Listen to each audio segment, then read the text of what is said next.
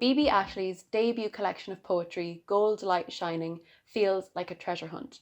In the 4 sections of this work, Ashley's poems act as clues, the deciphering of which reveal references that she has made to various sources of pop culture, whether that be to pop songs by the pop icon Harry Styles or to scenes within the groundbreaking Norwegian teen drama Scam. The creation of this treasure hunt came about for Ashley a few years ago when she found herself ill with Fresher's flu and she stumbled across a YouTube video of Harry Styles.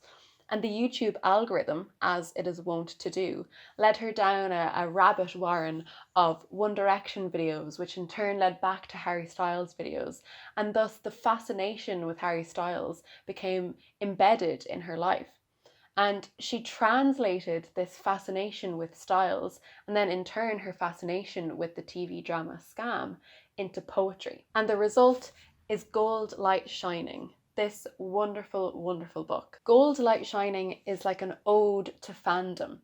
I think fandom often gets, derided or dismissed as melodramatic, probably often because of its feminine nature.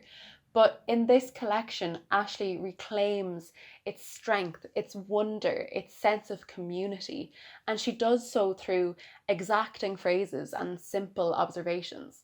For example, in the opening poem in this collection called Kiwi, Kiwi, Kiwi, Ashley observes that people at a Harry Styles concert are having the time of their lives.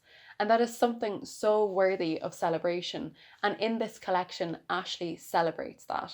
So obviously I really enjoyed this collection and I was lucky enough to have a chat with Bebe herself about her process in writing this collection and her relationship with fandom now. Hi Bebe, thank you so much for joining me. I have a few questions for you and the first one is, it struck me while I was reading Gold Light Shining that you had kind of translated your experience of other art or entertainment, so like Harry Styles songs or his kind of like interviews or things that he's done, into poetry. And I was wondering if you are kind of conscious of doing that or if it kind of is something that just happened. That's a really good question. So I'm super interested in translation in general. I am aiming to become a sign language interpreter in a few years.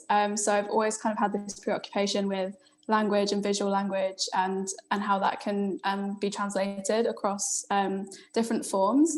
I think I've always kind of wanted to be a polyglot too, but I have a real problem with accents.